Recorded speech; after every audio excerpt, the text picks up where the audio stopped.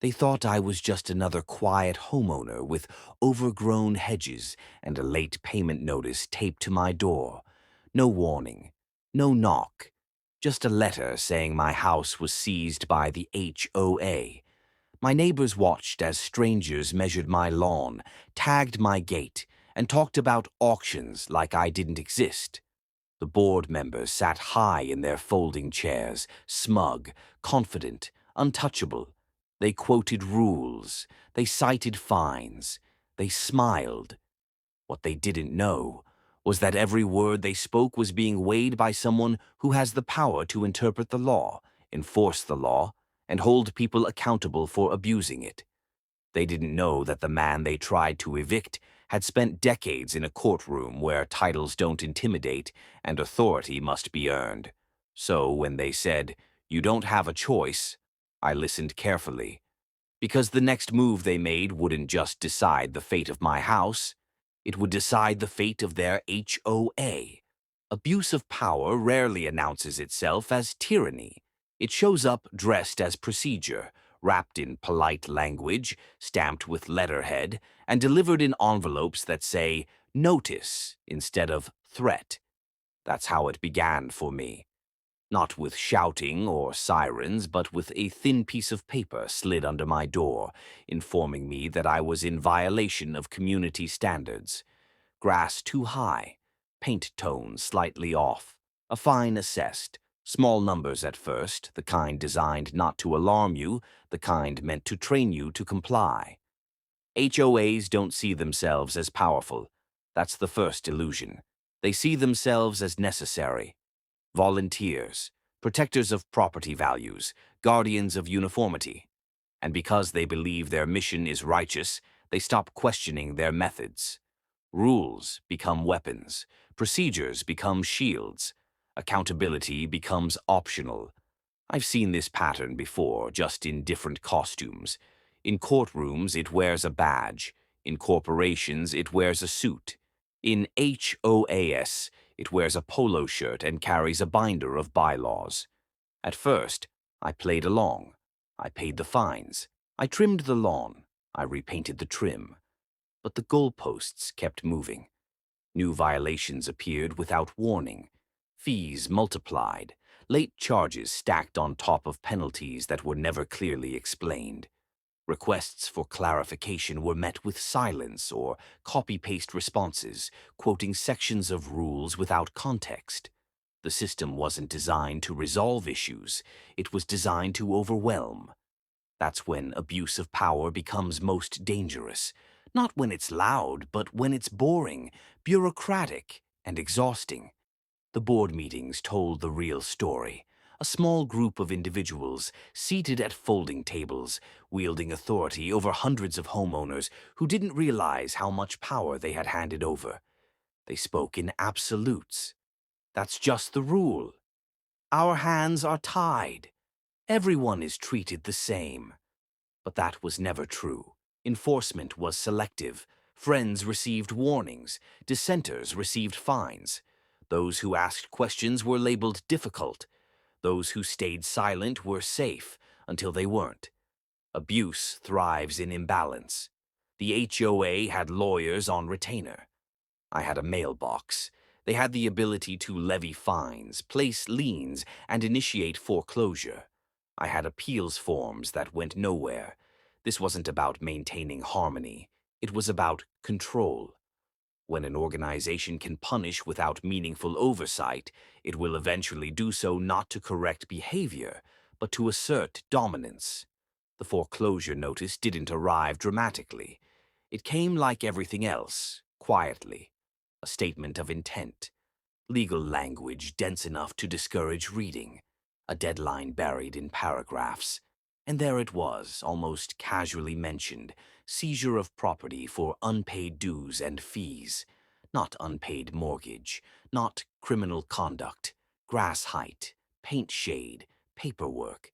This is where abuse of power crosses the line from petty to profound.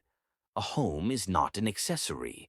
It is shelter, memory, stability. And yet the HOA treated it like collateral for obedience.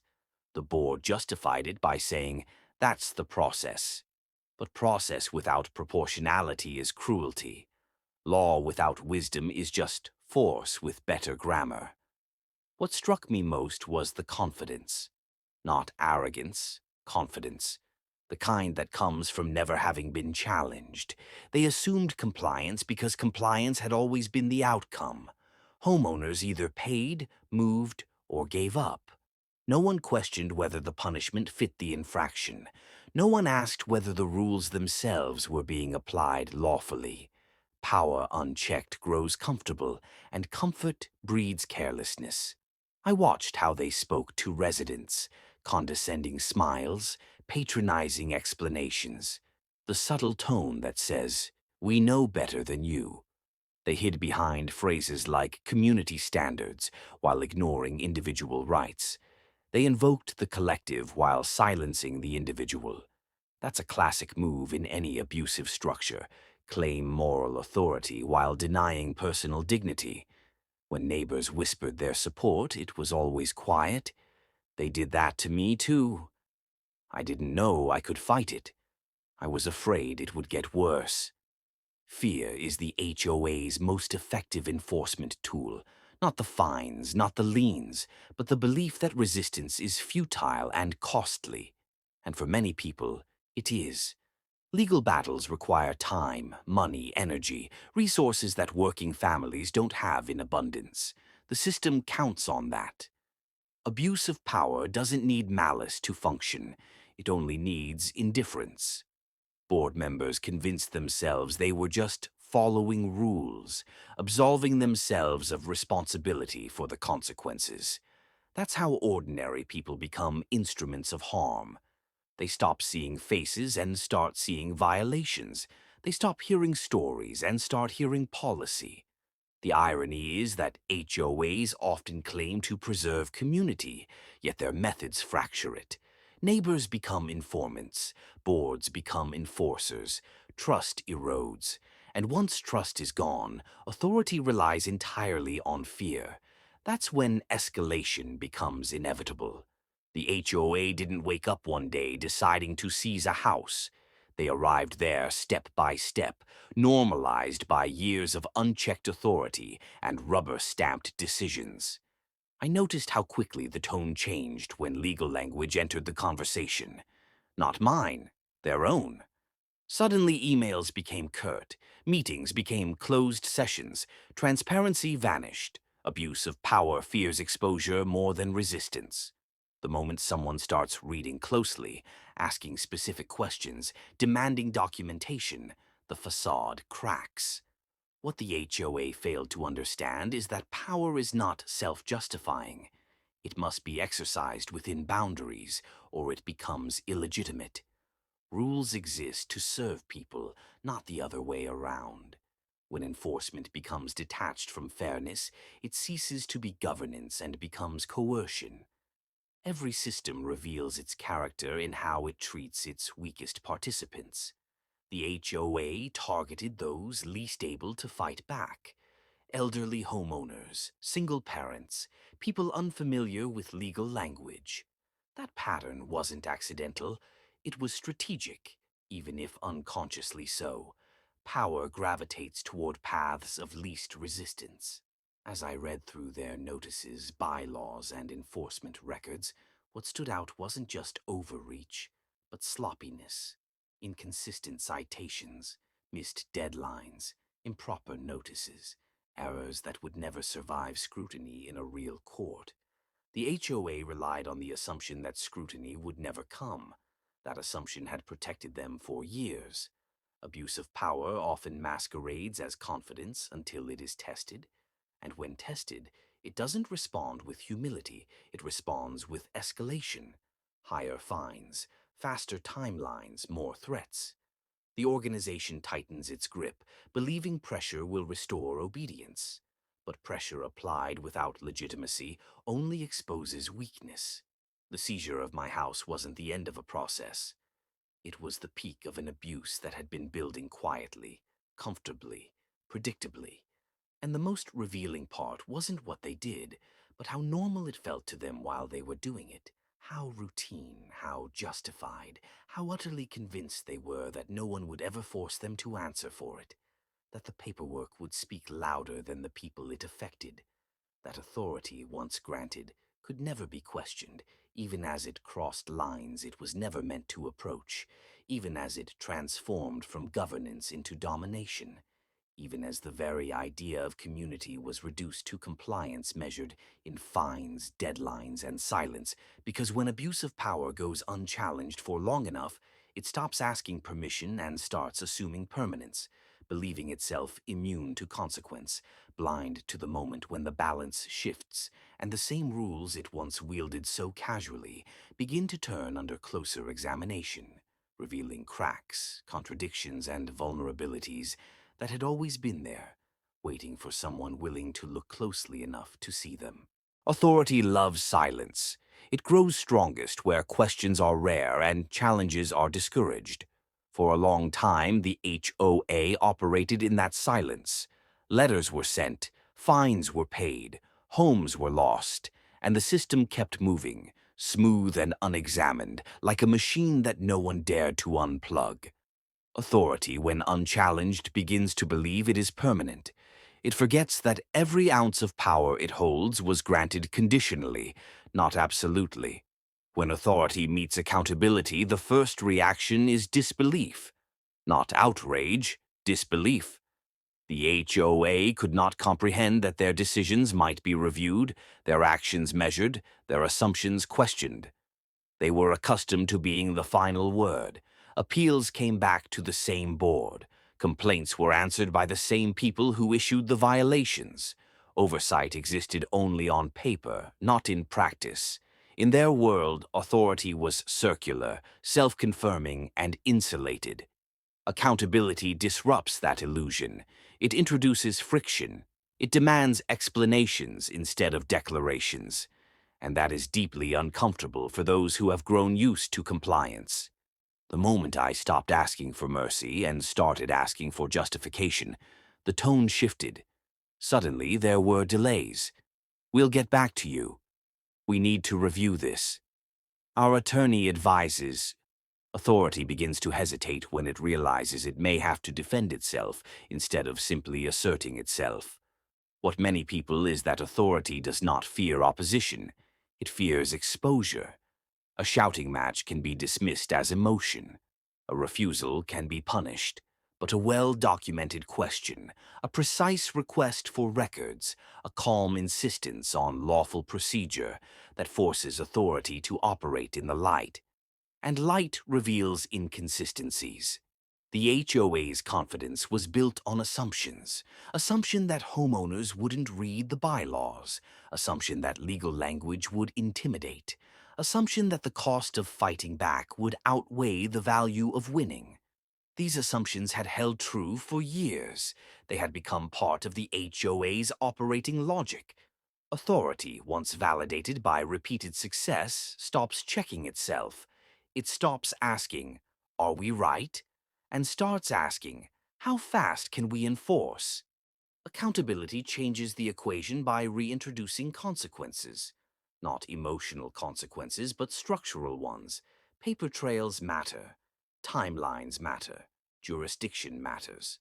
Authority that cuts corners relies on the belief that no one will notice the cuts.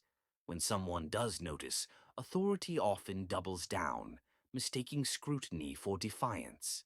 That's when errors compound. I watched as the HOA scrambled to justify past actions. Notices were retroactively referenced. Decisions were reframed as misunderstandings. Language shifted from certainty to vagueness. It appears. It may have been. Our understanding was. Authority is decisive until it is questioned. Then it becomes evasive. The meeting where accountability first truly entered the room was unremarkable on the surface. Same chairs, same agenda, same board members. But the dynamic had changed. Questions were answered slower. Statements were more cautious. The casual tone was gone. Authority had realized it was no longer speaking into a vacuum.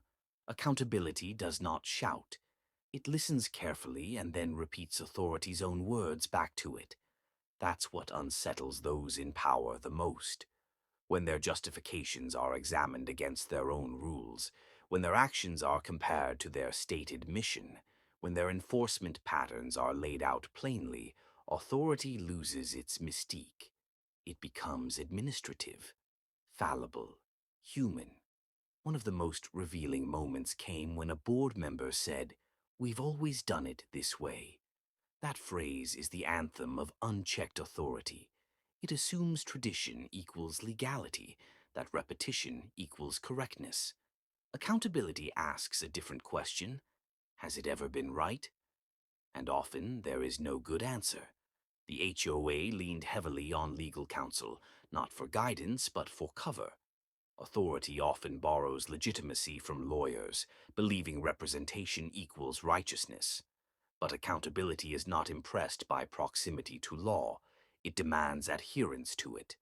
When counsel's advice conflicted with documented actions, authority faced a choice: correct course or conceal error.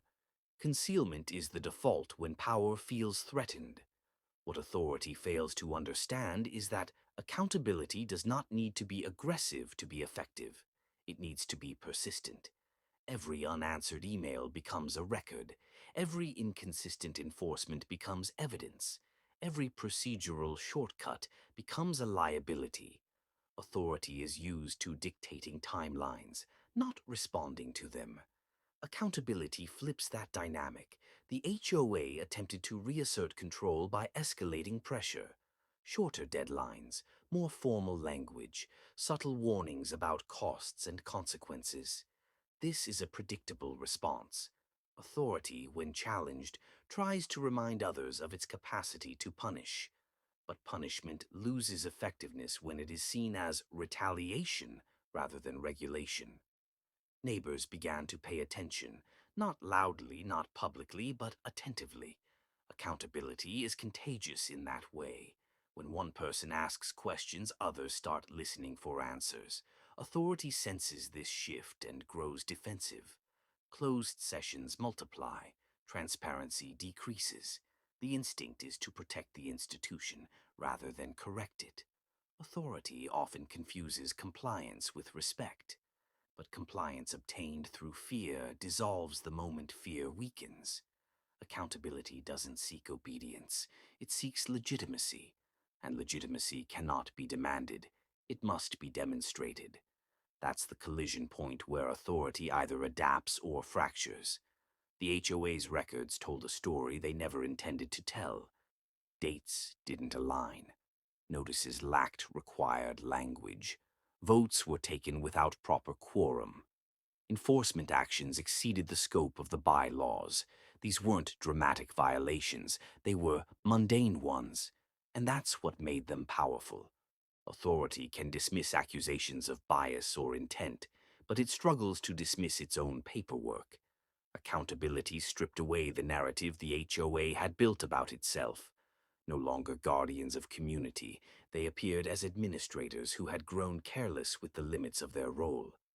Authority hates mirrors. It prefers distance. Accountability closes that distance. At one point, a board member asked, "What do you want?" It was a revealing question. Authority assumes accountability is motivated by personal grievance or negotiation. But accountability isn't about wanting. It's about requiring. Requiring lawful process. Requiring proportional response. Requiring respect for the boundaries that give authority its legitimacy in the first place. The most uncomfortable realization for the HOA was that accountability could not be voted down.